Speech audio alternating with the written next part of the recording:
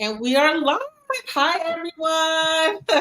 Thanks for joining us. We are back as per usual for the Luxury and Legacy Spotlight. We hop in here once a month to kind of share all the goodness about what's happening in the market and anything legacy and generational wealth and all that good stuff. So today we have some of my amazing family and friends here. We like to keep it tight, keep the circle tight, but also bring you some really, really good stuff. So today we are talking about our topic today is stories from real homeowners and investors. So please drop in the comments. Let us know where you're watching from. Let us know any questions that you have.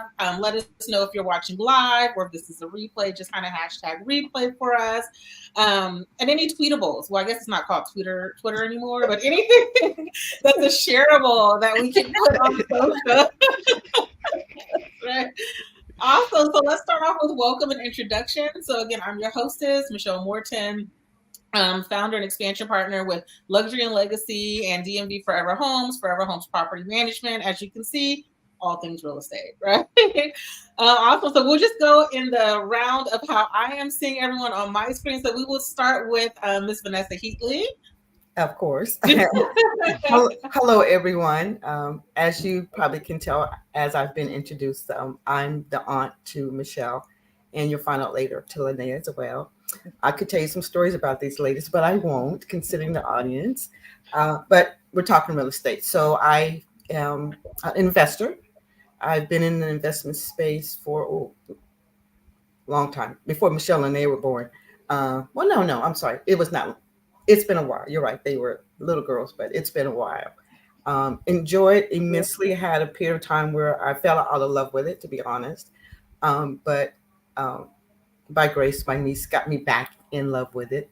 And so I'm enjoying it. We're involved in a project now, and it's reminding me of all the good stuff that comes along with it. But I've learned some things, even, as long as I've been in, I'm learning some new stuff. So the good thing is that this is a kind of space where you can, if you're open to it, you can always learn something new to extend the longevity of your journey. So that's where I am. Happy to be here. Yay. And as you can see, she always, she serves as our real estate advisor, right? Because everyone knows Auntie Nessa even before they meet her, because she's the person that we call for any advice on the market, whether it's property management, whether it's investing, whether it's just contractors. I mean, the things I didn't know she was teaching me, as I experienced them, I'm like, Auntie Nessa said that. She sure did. So now we'll have introductions from Miss Latoya. Hello, I'm Latoya Valmont. I reside in New Jersey. I am currently, I guess you can say, an entrepreneur. And I'm working part-time at Mayweather Boxing and Fitness. And I'm a homeowner, and I recently bought an investment property in Baltimore. So I'm getting my feet wet in that arena. I guess history-wise, without knowing it, my uncles and my father were in real estate in St. Lucia. So they had buildings, houses, and property passed down, of course, generationally, which is kind of, when recently thinking about it, is kind of an awe of having my great grandfather, owning property all the way back then. It's like, how did that happen? And passing it down. So I guess upon my father's passing, he, left me property, which I then am taking that to expand upon and continue that generational wealth for my children. But not in St. Lucia, right here where I am, where I can touch it and manage it. So, Yes. yeah. Yeah. How long have you been a homeowner? December will be 17 years. Yay. And how long have you been an investor? Since May.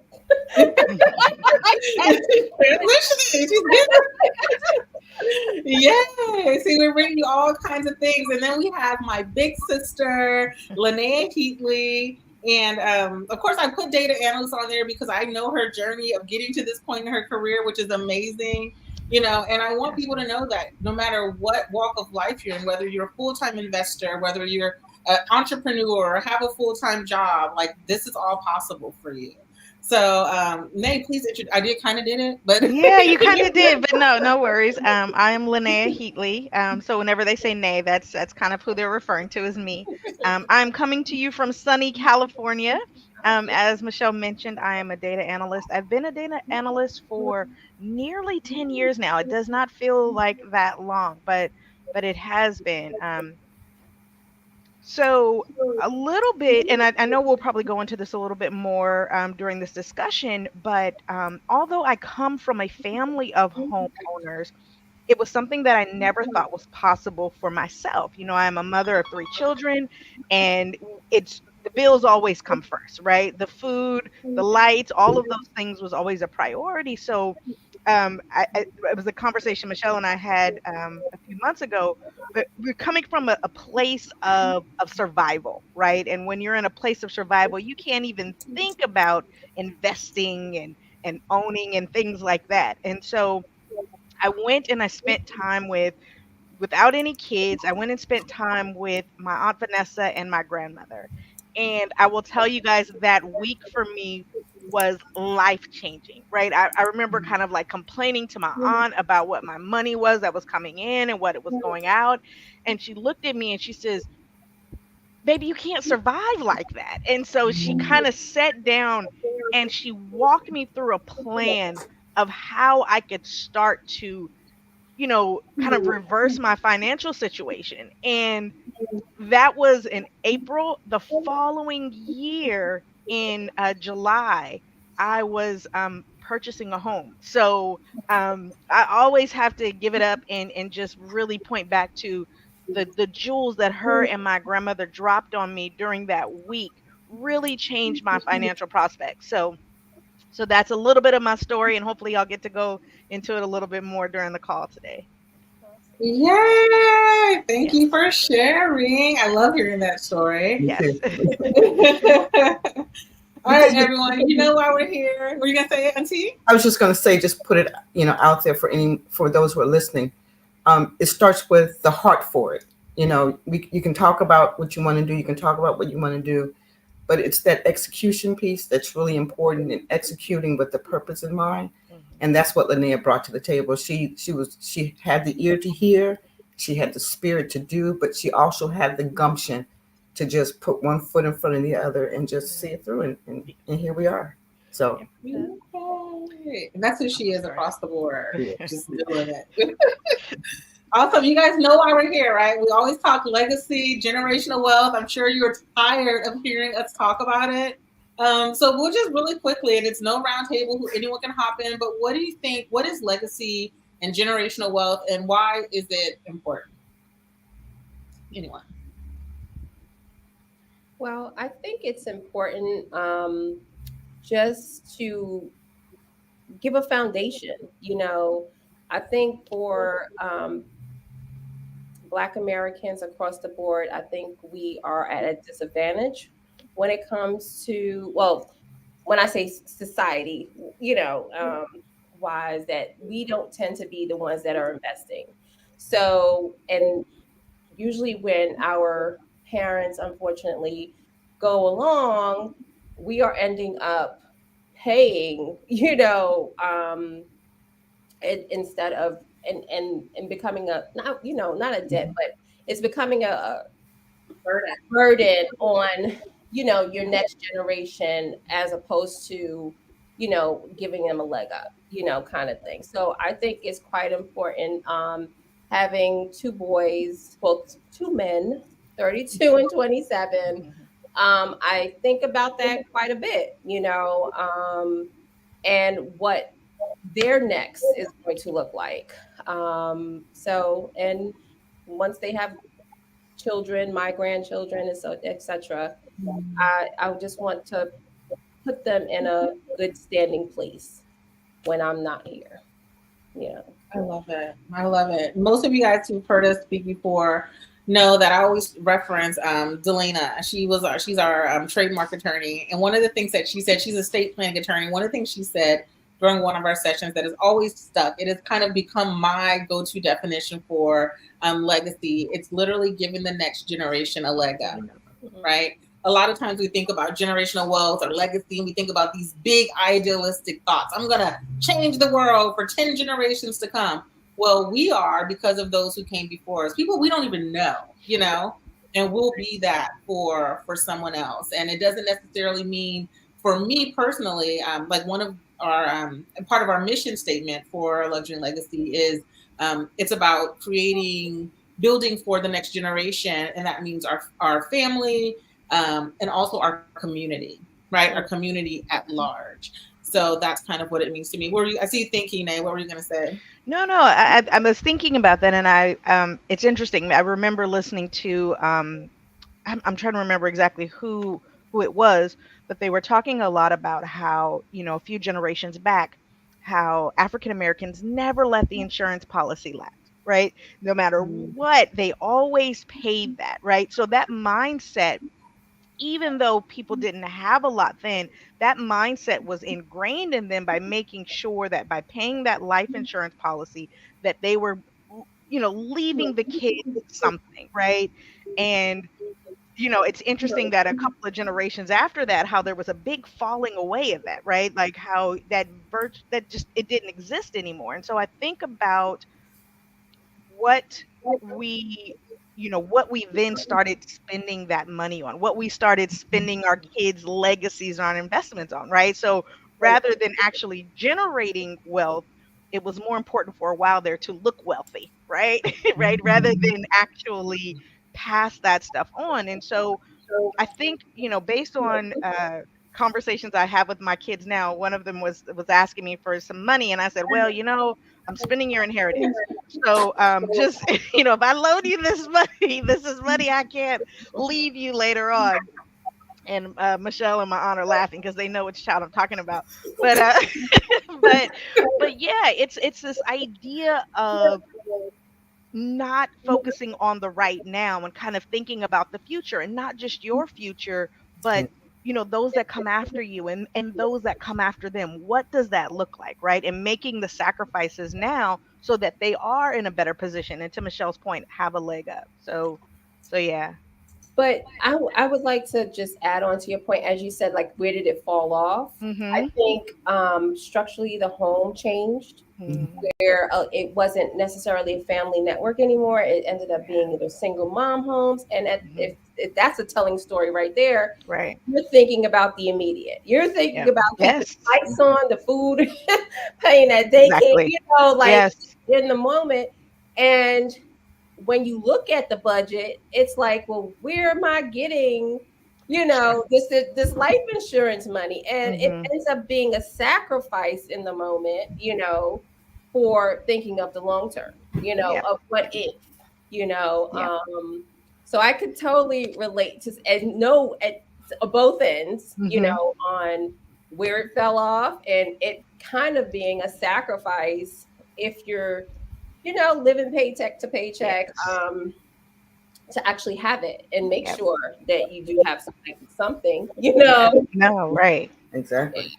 So, and also your generations past, they were also paying for their burial lots and stuff like that. Like, I have a godmother who has everything laid out. And she keeps telling me, we need to have this conversation. I'm like, no, we don't. I don't want to have this conversation. Like, please, I don't want to have that thought. You don't care. Yeah. But that is her being responsible, for her now and her death, I guess you could put it as, and she has no kids. So it's just like, but that's like a more conversation. Personal, And so most of you guys know Portia Wood. She's our resident estate planning attorney. And honestly, through that relationship, it's become less of a morbid and difficult conversation, right? It's become more of a necessary conversation. And it's tough, but I've seen, especially in the line of work that I'm in, I've seen the difference that it makes, right? Like to Latoya's point, I see families where I always thank my grandparents, right? Like they are their health care is provided for. Of course, they're aging, so their children are there to like ensure their quality of life. But as far as truly like the responsibility of them being here, it's not a heavy burden, right? Right. Whereas I see other families Yeah. where there aren't any resources, right? And healthcare becomes a burden. Like just being alive becomes a burden. Mhm. So, we always push people to kind of get those affairs in order. And that alone is a part of, generational wealth or building a Yeah. legacy. Yeah. Um, I love these conversations because you see so many live streams and so many shows where people are literally trying to like be the talking head and kind of try to be the expert, but we really just try to have a conversation, right? Like this is like, I mean, really, this is the same conversation we would be having sitting at the table with a glass of champagne or a glass of wine. you know. So really, let's share a little bit about our stories, right? Because one of the things that we often talk about is legacy is more, and generational wealth is more than just money, right? It's more than just financials. So for each of us, what's one thing that has been either passed down to you that you want to continue for generations to come? Right. And I'll start just to make it a little bit easier. So one of the things is my grandmother, right? So my grandmother she was a social worker.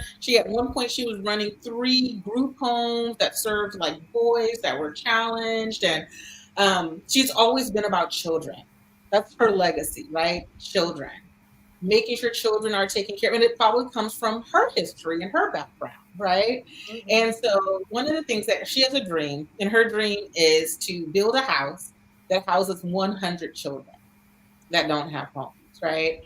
And of course, to the rest of us, we're like, sheesh, could you imagine? For me, I think, what's the liability on that? Like, who am I going to hire to manage that? We hear so many stories about children being mistreated in those environments. Of course, for her, this is her livelihood. That's like me selling a house, right? That's like me investing in like those are Auntie Nessa investing in real estate. These are things that we've done, so it's second nature. But I say all that to say, for me, one of my dreams to kind of carry that legacy on through her is and I'm putting this in the world, I always say it so you guys can help me accomplish it, is we're going to create something called Hester Ann's House, right? And it's going to be about housing children. It's going to be a nonprofit.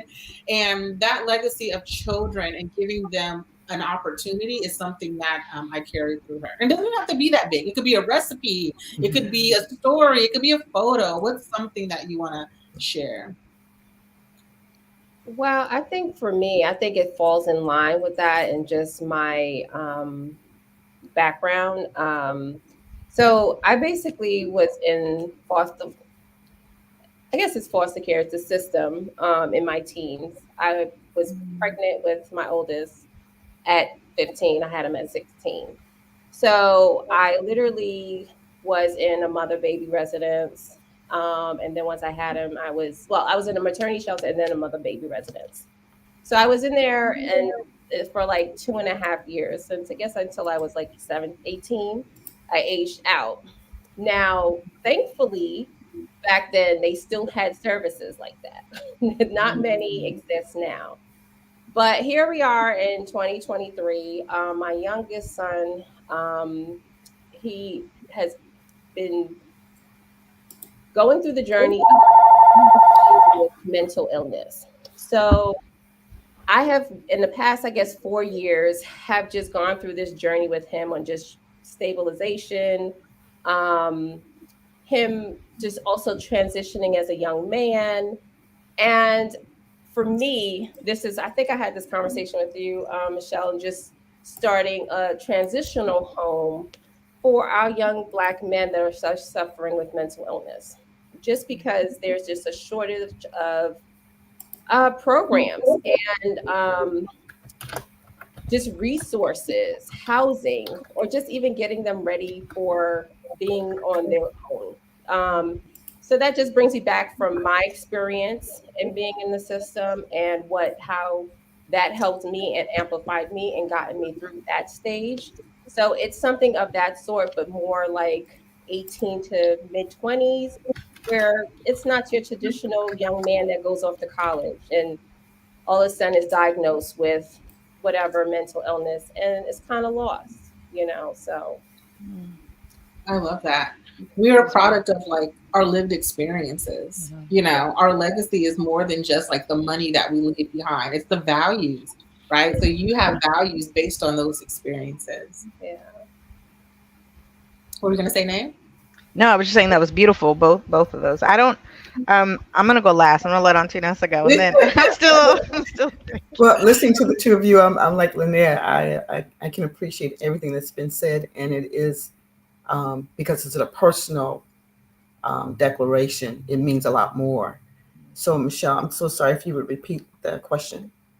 It's okay. We'll hop on. We'll keep going because you guys have really shared. Like, if you guys want to see, go to luxurylegacy.com, right? And we've shared these things over and over again. Like, you know, I remember Auntie talking about, again, her parents, her dad, mom and dad are, you know, military, and home ownership was always very, very important to them. You know, so it's so funny, Nay, when you, the thing that you just said to said child about just spending your inheritance, that came from your father. I remember him telling us that when we were in high school. He was telling us we were spending our inheritance. Yes. Little things that become a part of your culture, you know? You know, so, what I will add is that I'm probably of the four of us, I probably am the older person on the panel. And I'll tell you, moving into this space of being older, not old, but older than what I thought about years ago when the focus, as you ladies were talking about, it was about maintaining your lifestyle, maintaining lifestyle for others. I'm now in a space where I feel like I've done enough that I've met that responsibility. I can check that off my list. So now it's about looking forward, but from a different lens. So now it's about taking what I've learned from a practical, something that you can put into action, not just talking about it, you know, not just living it, but actually being able to use it in such a way that other people can use it. You know what I'm saying? That you can actually put it into words so that you can actually help someone else. And not as though it's not that like you become a talking head. You know, young people now, they don't have a lot of time to listen.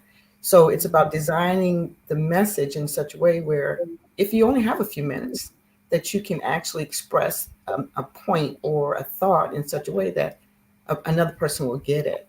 And so I spend some time now looking backwards and then being able to look forward and being and wanting to decide whether or not it's usable. So the question is about legacy. And so the meaning of legacy has changed for me. You know, what it meant for me 5 years ago, that it has changed because I have gotten older. And so what we're talking about, leaving things in place for those who are in my family and those who I love, it's real. It's just not a conversation. It's about making sure those things that we talk about are in place, because, you know, my time forward is a lot shorter than my time back. And that's not a sad thing. That's the reality. And so, Ms. Latoya, I would tell you, it's important to have those conversations because you give people a lot of peace when they know those things are in place. And so we're talking about, you know, having that more of a conversation. You know, it gives people a lot of sense of peace to know that those things are being taken care of, and we're not just talking about it or not avoiding it. No, those things are in place. I can remember as a young woman, I adopted this way of thinking that if it's to be, it's up to me. Well, that has changed because I believe that the God that I serve, it's all because of him. And so having that understanding changes my approach to life, period. I'm in this real estate space because I know I had the heart for it, but because it was in line with what he wanted, I've been pretty, I don't want to say successful, but I've done okay. You know, it wasn't because I did it, it's because what I wanted lined up with what he wanted.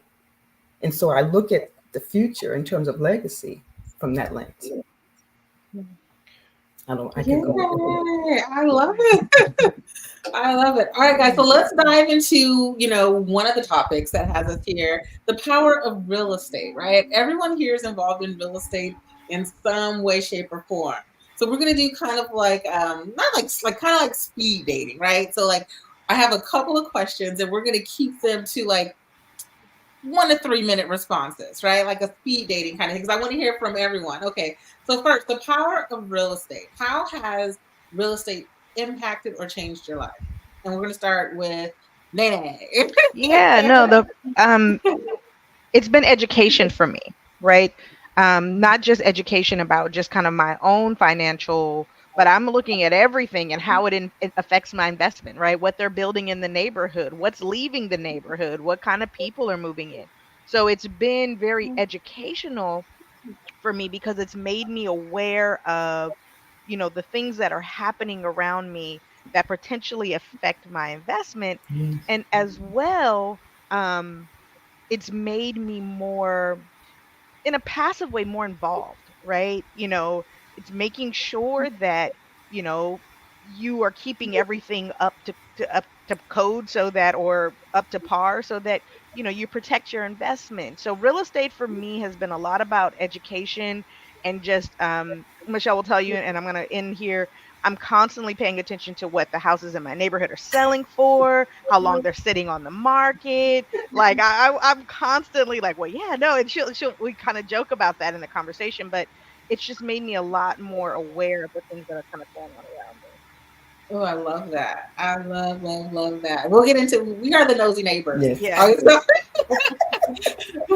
Latoya, what about you? How has real estate impacted or changed your life? Um, in the immediate. Okay. Right. Lack of Okay. sleep. So, okay, so I think my experience in the power of real estate at this present moment has really been by action and trial and error, not necessarily, it was first education, and then it was just being actionable about that and putting the fear aside and just doing. So I kind of just leaped into it and I'm now, you know, really navigating through it and learning.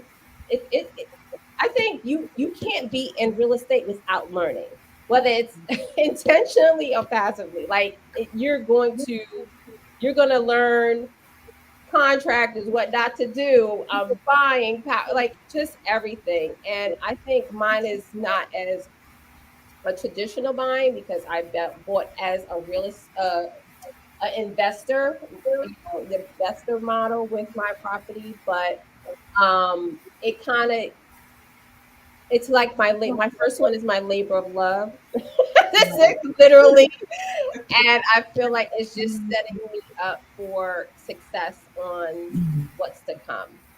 Because I have learned a lot by trial and error, through this whole. Yay. So I think, but I love to see, I will say this, I do love to see how my property has increased. The Appreciate. value has increased just in a certain amount of time. And it's like, okay, that was a good decision. Question for you.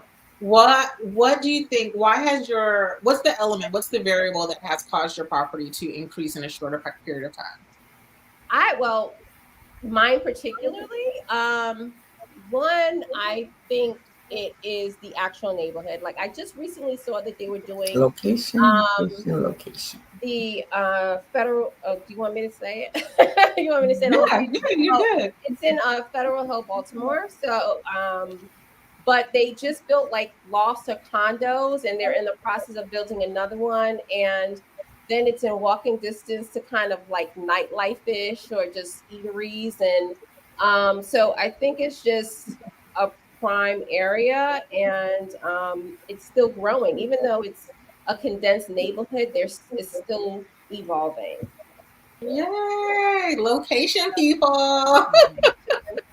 Yes. Awesome. Auntie, this is the good one. Well, How has real estate I absolutely love what Linnea touched on and Miss Latoya, because what we know in real estate is location, location, location. That's where the money is, right? Mhm. And I love Linnea touched on passive, and if we put another word with that, passive income, that's the name of the game. Mhm. And you said how it has benefited me. That's where I am. I am now living proof that that investment that Linnea has made, that investment that Latoya has made, the investment that Michelle you have made, that if you take care of your investment and you understand that it's the long game, it's not the short game, it's the long game, you will get to where I am. And that's called passive income. The income that comes in as rental income, that's all money.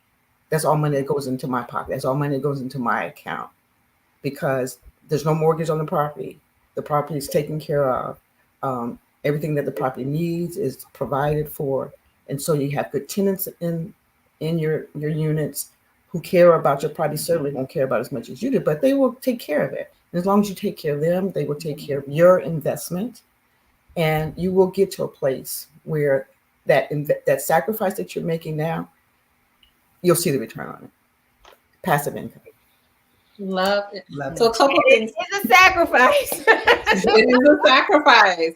It Not is. just financially, but you know. You'll get there. It will.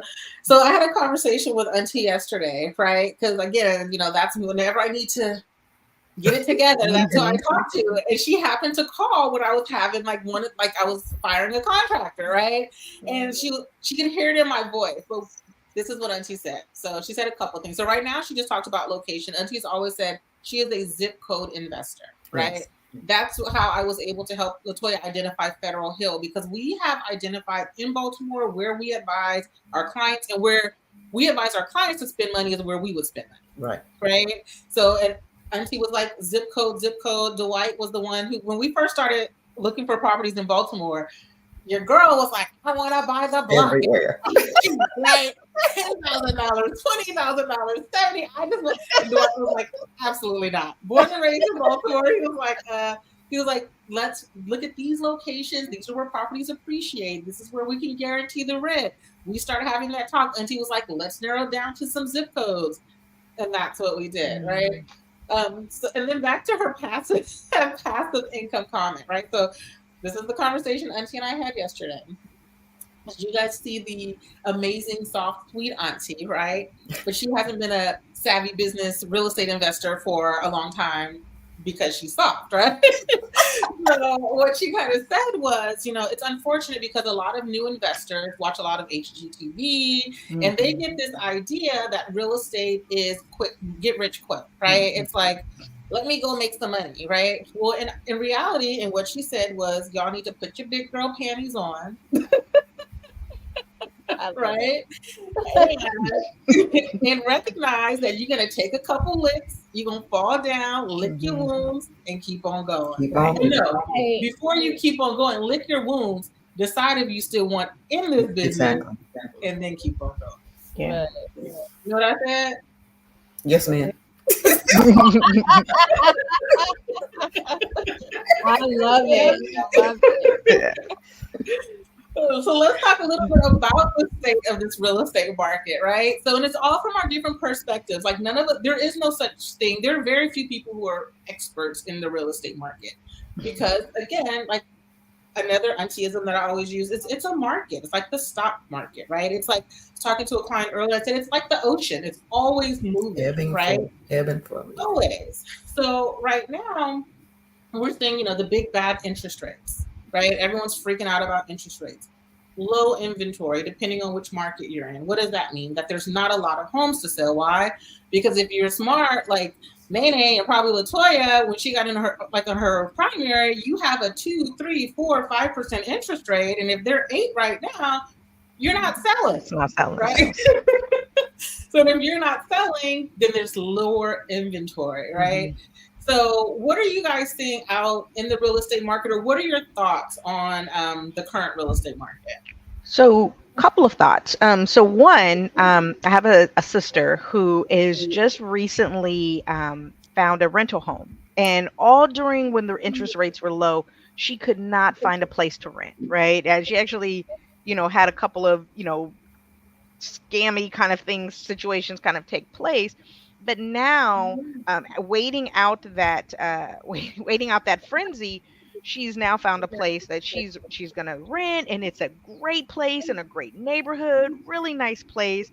So what I'm seeing is that rents in certain places are available, and in some cases even more affordable. So that's one thing that I'm noticing. Another thing is that my realtor friends have kind of pivoted, and they're all in property management right now, right? And so, what are you? What? Oh What no, no, listen, we no. had this No, conversation. yeah, no.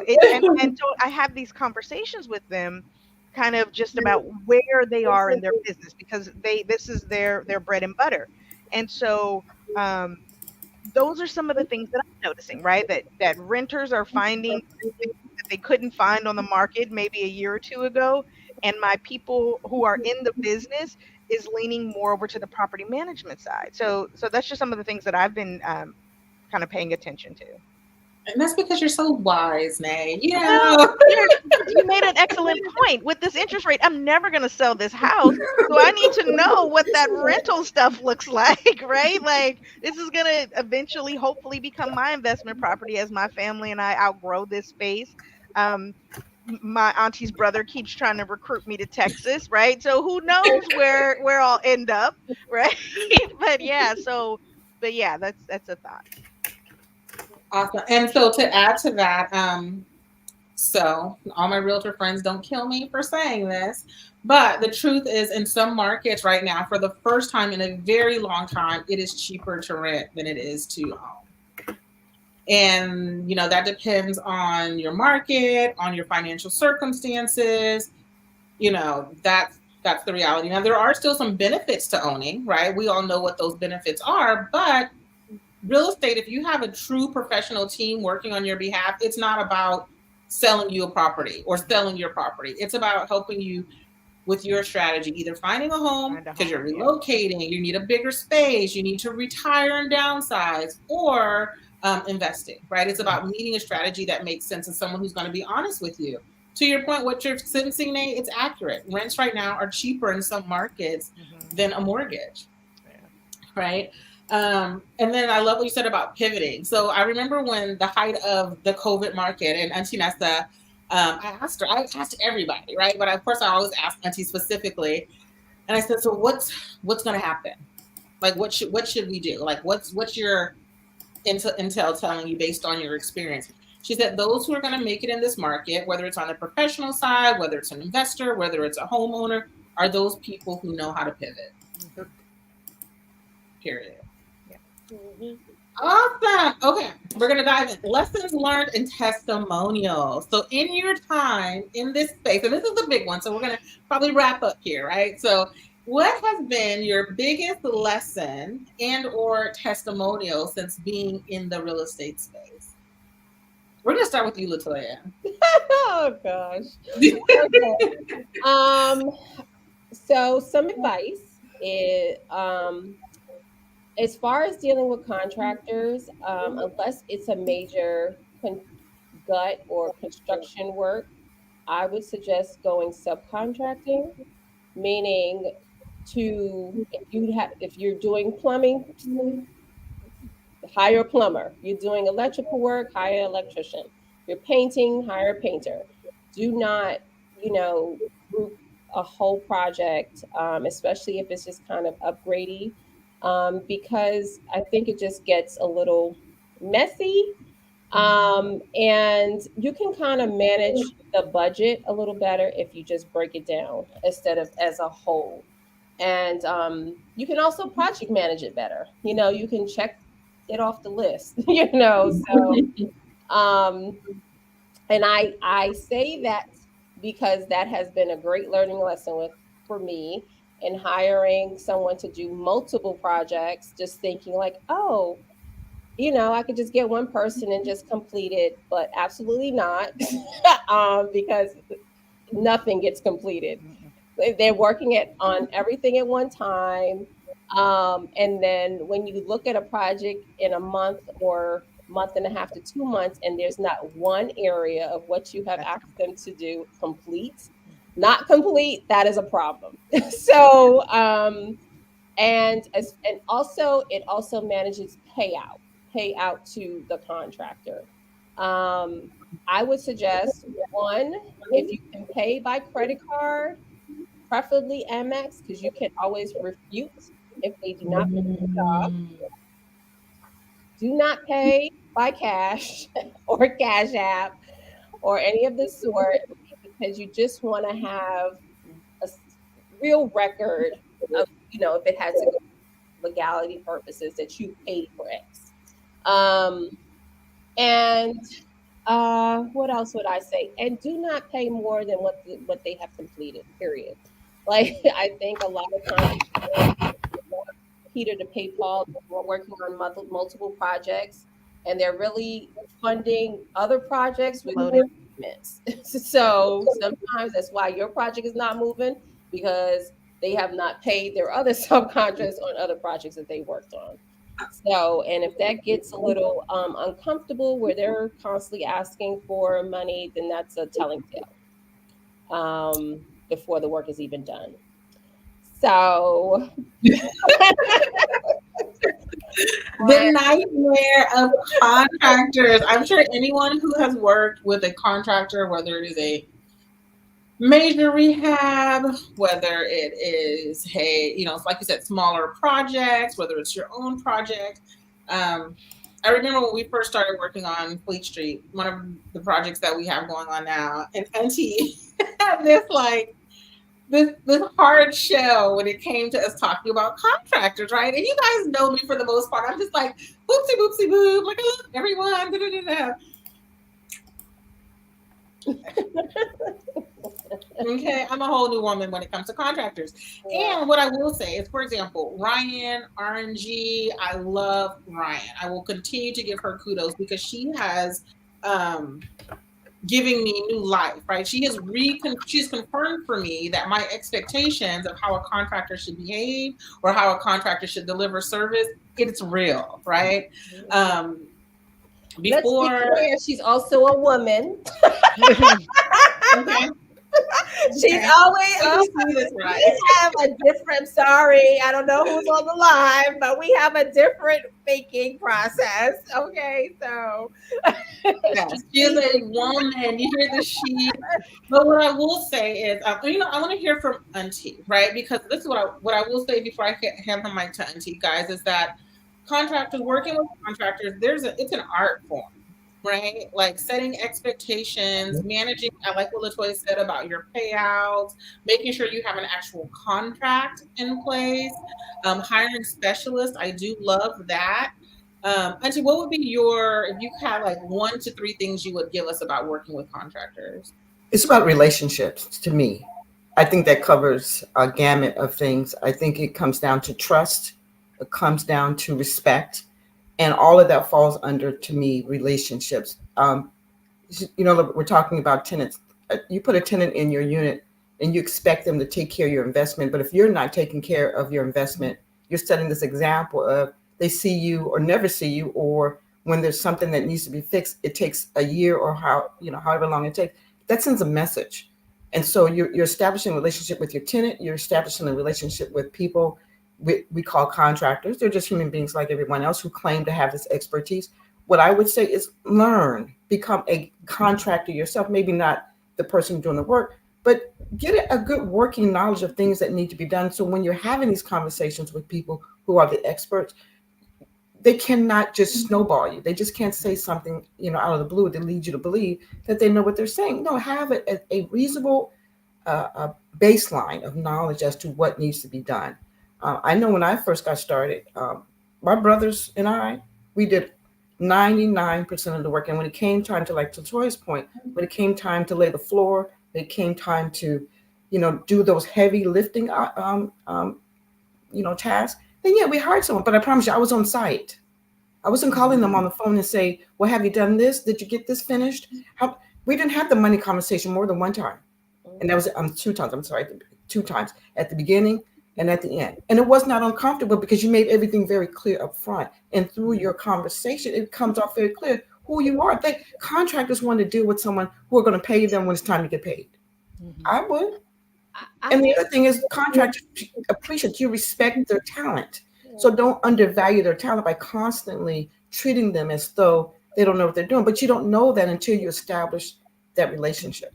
And through that relationship, you build. And then you become someone they know they can, when something needs to be paid, the money is there. I promise you, they're going to refer you to someone they know who also has that high quality delivery. You know what I'm saying? That also has that high level of experience because they run in circles too. No bad contractor wants to, I mean, no good contractor, talented contractor wants to run in a circle with a bad contractor because it gives the whole industry a bad name. So I could go on, but I will leave with this relationships. I I believe investment, property ownership in this space is important to maintain and build and nourish good relationships grounded in respect and value. I mean, Auntie, I just my personal experience, has not been that just across the board, giving respect, paying on time. I mean, Michelle could attest to like it, giving the ownership and communication clear. I basically still got, Miss Latoya, what I would say to you, sweetheart, I would say just keep looking. yeah. I would honestly Yes, say that. I do. I have to probably do a little bit more due Yes, diligence and get a couple of great people in yes, my pocket. yes, But from my personal experience within these past few years, just have not been. yes. Even if you start out great, I don't know what switches, No, but no, Mr. Turk, but I promise you, when it was great, it started to go bad. That's right where you needed to step right in. mm-hmm, Not wait for it to get bad, bad, bad. Oh, it's bad, bad, bad, bad. No, right, no. When it starts to get just a little bad, you trust that yeah. spirit that you have, that gnawing in your That gut, and you know it's not right. intuition, Yeah. that intuition, Yes. and that first like, oh no, Yes. I think that's when you have to call it. Like Yes. no more chances and all of that other stuff. Auntie Nessa always calls it poo poo that, don't poo poo that feeling, Yeah. right? When you get that feeling in your gut that tells you, and that's what I wrote down from that, right? You guys were pretty much saying the same thing, but I think the lesson is we have to learn to exit quickly, right? When we see, because they're humans, because we establish relationships with our contractors, we want to give them the benefit of the doubt. But ultimately, what we've learned, some of us, most of us, the hard way, is that time is money, and Mm-hmm, money is money. mm-hmm. And there's nothing worse than having a project and seeing all your cash flush down the drain, because that's literally where it goes, I Can right? I just add something to that real quick? So one thing I have learned from this whole experience is set the expectation of what you want to see completed by when.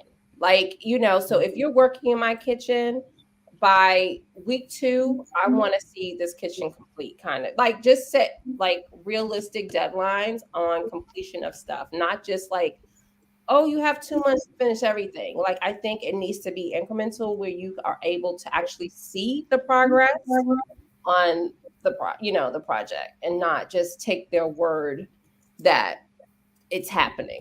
you know. Absolutely. So really, so my experience is different because I'm not coming from the investor side. I'm coming from like, I will say that for me, my learning experience was as a first time home buyer, especially if you're not building into a new build, right? If you're moving into an older home, you might not always think about, you know, that repair cost, right? Those things and what that looks like, right? I was in the hair shop a couple of weeks ago, and it was three ladies and I commiserating over, you know, the cost to maintain your home, right? I had just had trees pruned in my front yard, and it came to the sum of $600, you guys. And I had called around, and these people, they were great. They came and they cut everything down, brought a big crew and cleaned it up. But I was just like, this is just for the trees. This is just for the trees, right? So, um, I think, and no regrets, but one of the things that I probably wish I had been more knowledgeable about on the front end is all of those maintenance costs, right? All of the little things that you don't think about that, you know, because when you rent, you have somebody who you can call up and then they're going to take care of it, right? So you don't know that if, you know, you need someone to come clean out the trap, your plumber, that's going to be a couple $100, right? These little things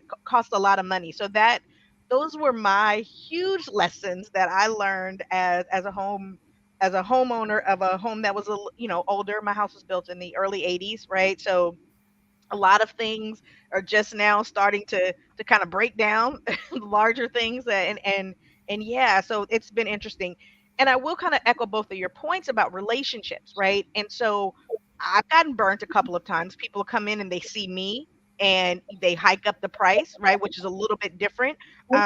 So what I've made it a point to is I go online and I do a lot of research for my area, the job that I'm trying to get done. What are the average prices? What are the high ends? What are the low ends? So that when someone says something to me that I'm not completely comfortable with as far as price, I have a little bit of recourse, right? Because I'm one of those people. I don't haggle with people. Your price is your price, Right. but just because that's your price doesn't mean that I'm going to pay that, Okay, right? That's not my price. Right.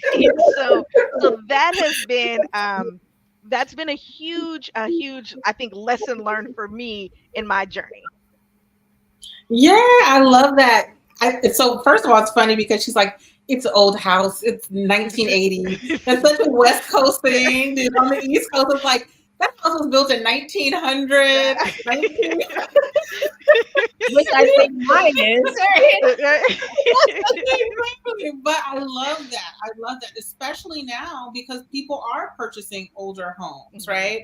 And so I think you should be mindful of who you buy your homeowner's insurance with, right? How good is that policy? Do your research. Don't just get the cheapest because your mortgage is lower. Yeah. Find a good home warranty company. They're not all perfect, but find one that can at least help cut that cost back a little bit, right? And I love do your research. To be honest, Latoya has given me a whole new respect for Thumbtack because when I tell you, sis, I showed up on a site and she had Post-it notes in every color. She had a color on every box to which room people should be deployed in. She had one guy doing wallpaper, one guy hanging shelves, one guy. It was like Thumbtack. It's amazing. So I'm writing that down, by the way, because I'm like, yes. Yes. So I want to thank my friends, my family for showing up today. I know everyone has like something else that they need to hop back to. This could go on forever. As you guys know, we like for the same people to come back. So you will see these amazing, beautiful, talented, special women again. That's it. Thank you guys so much for joining us. Latoya, where do they find you? Because I know you have a pretty nice social presence. So Latoya, what is it? Latoya 2.0 underscore or declare it and wear it. Declare it and wear it. She has a t-shirt company. The t-shirts are amazing. So they are all biblically based. Are they all biblically based? No, we have some. They're affirmation based and like So we have one that's called God. It's God for Me, and that's our God-centric one. We're working on other ones at the time. We used to have we have Believe It or Receive It, which it could be affirmation or just your spiritual belief. And we used to have Believe in Him, but it wasn't as selling, so we have to discontinue that. So we're just rethinking some of the things, but we have I Am Fearless, so it's really after just positive. I Am Strong. So it's just, positivity mindset just to keep us uplifted and just keep going. Yeah, which is needed in this market. Yes. So, declare it and wear it. Thank you, Auntie Nessa. Thank you, Nay. Thank you, Latoya, for hanging out. And I'll see you guys on the other side. Bye, guys. Bye. Nice to meet you. You too. Good luck.